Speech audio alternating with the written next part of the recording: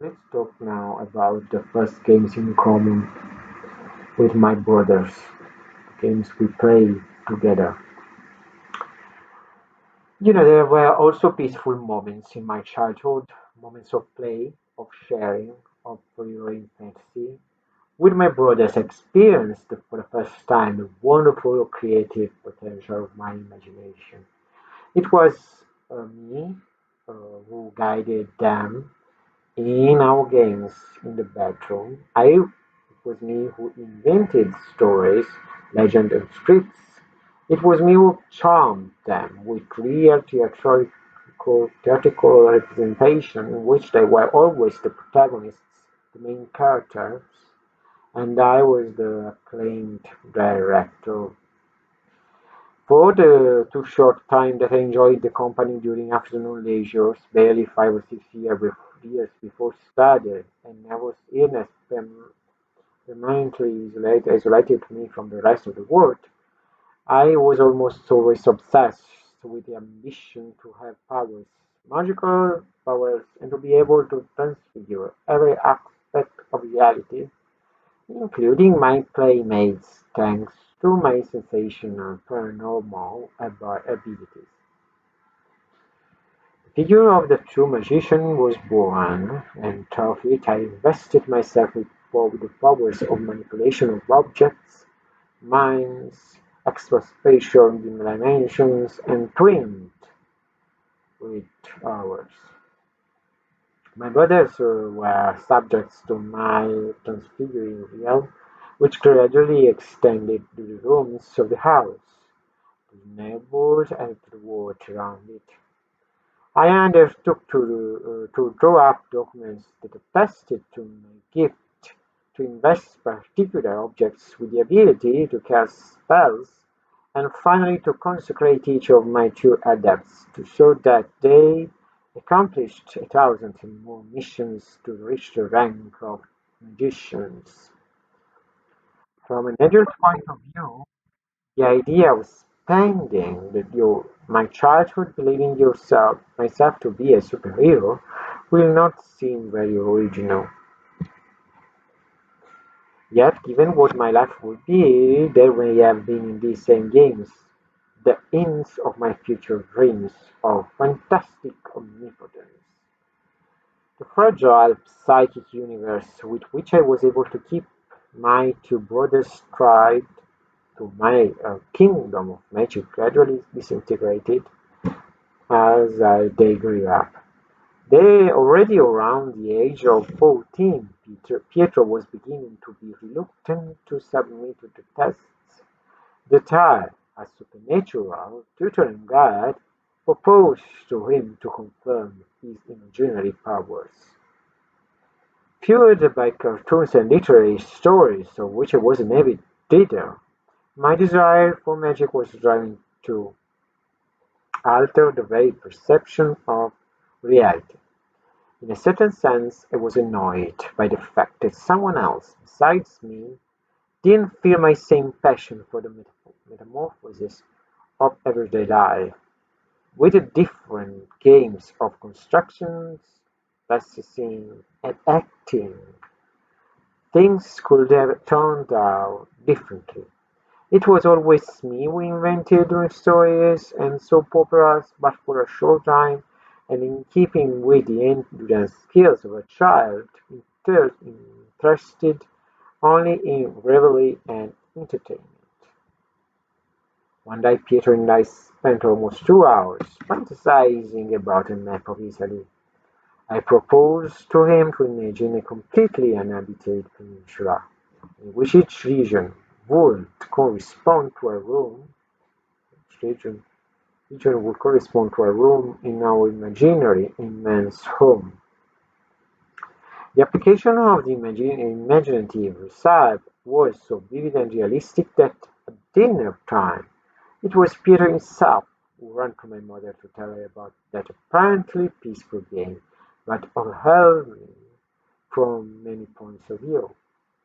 Even when unfortunately the period of imaginative games ended for my brothers, The need for the transfiguration of reality never died out for me. I learned precisely from my instinctive childish dream of my magical world that reality as they had taught me was not enough for me.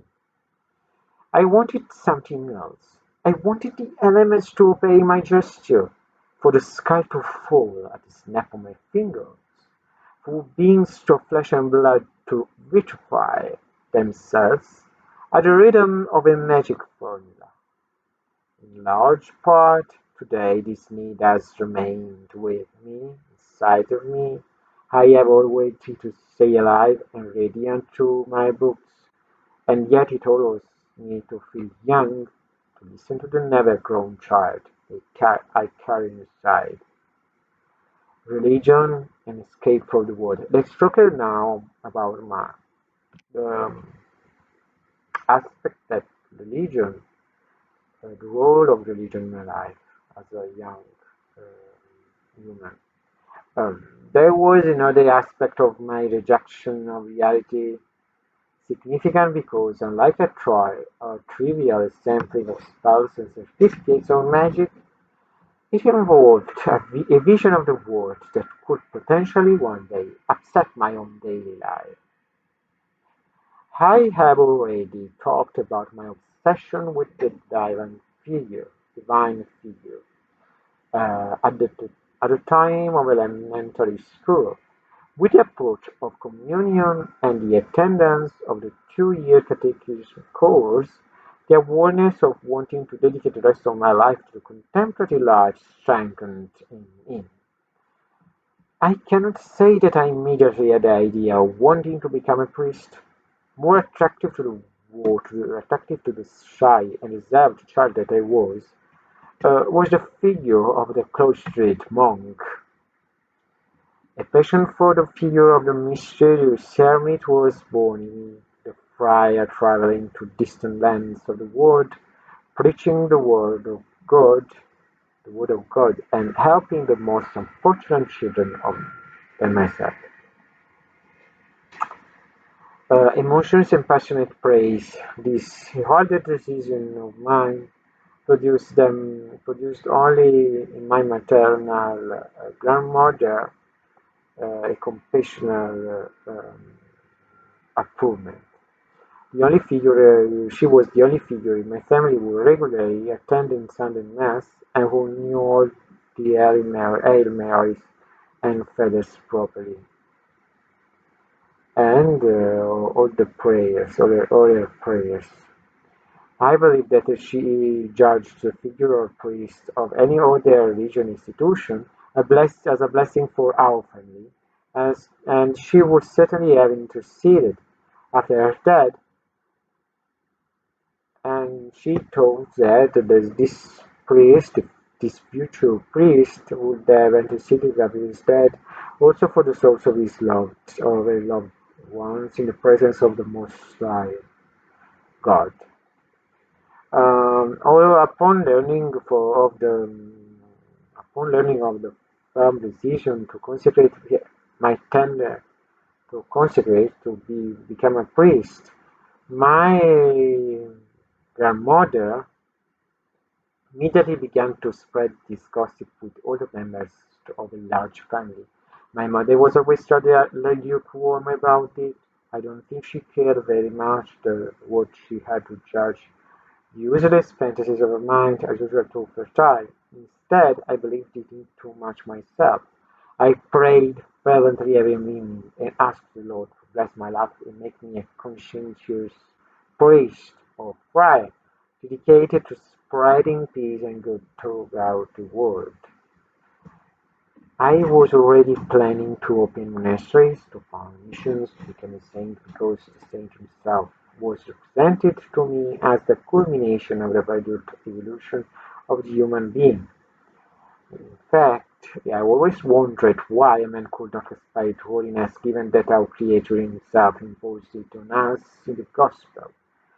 Stupid they seem to me men like my father, for example, would spend their time cursing and becoming cruel, when the road to heaven was bordered by flower beds full of scents and colors, crossed by beautiful angels who took us by the hand and pointed to us the next vision of eternal perfection.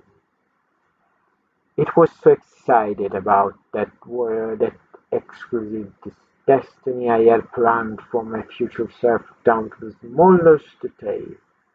Even today, when everything seems to have faded and turned grey, I consider the failure of that dream as a decision not mine, but of those who should have accompanied me to its own realization. Beside me, as if by magic, so still fervently prays the child who is too lonely, too sensitive, who asked his God to take him with him, to participate in the destiny of his Son, Jesus Christ, in washing away the sins of the world. So let's continue in the next video, and thank you so much for listening to me.